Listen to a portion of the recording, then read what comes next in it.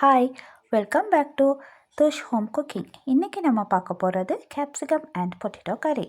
இதுக்கு 4 medium size potatoes எடுத்து அதை நல்லா தோலை சீவிட்டு கழுவி சின்ன பீசஸாக வெட்டி வச்சுருக்கிறேன். அதோட 3 கேப்சிகம் எடுத்து அதை கழுவிட்டு சின்ன பீசஸாக வெட்டி எடுத்து வச்சுருக்கிறேன்.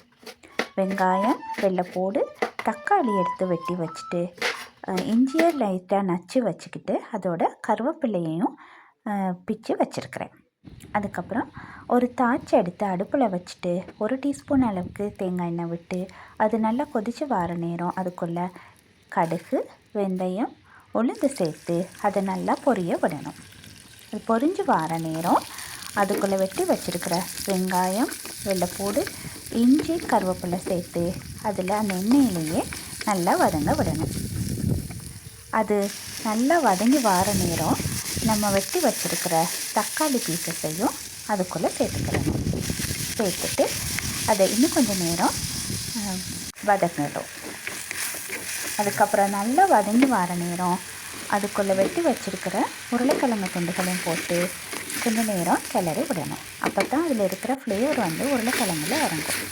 அதுக்கப்புறம் அதுக்கு தேவையான அளவு தண்ணி விட்டு அதை மீடியம் ஃப்ளேம்லேயே வச்சு வேக விடணும்.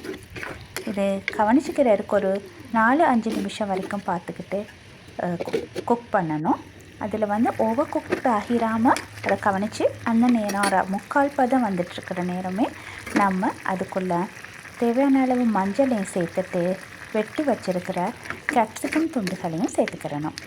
இங்கே நான் சேர்த்த கேப்சிகம் சரியான உரப்பாக இருக்கிறதுனால அதுக்கு நான் மேலதிகமாக சில்லி பவுடரோ பெப்பர் பவுடரோ சேர்க்கலை. இப்போ நீங்கள் பாவிக்கிற கேப்சிகம் உரப்பு அளவாக இருந்துச்சுன்னு சொன்னால் அதுக்கு நீங்கள் உங்களுக்கு தேவையான அளவு சில்லி பவுடர், பெப்பர் பவுடர் சேர்த்துக்கலாம். அப்போ அதில் டேஸ்ட்டை இன்னும் நம்ம கூட்டிக்கிற முடியும். அதோட தேவையான அளவு உப்பு போட்டு நம்ம கறியை கிளறி விடணும்.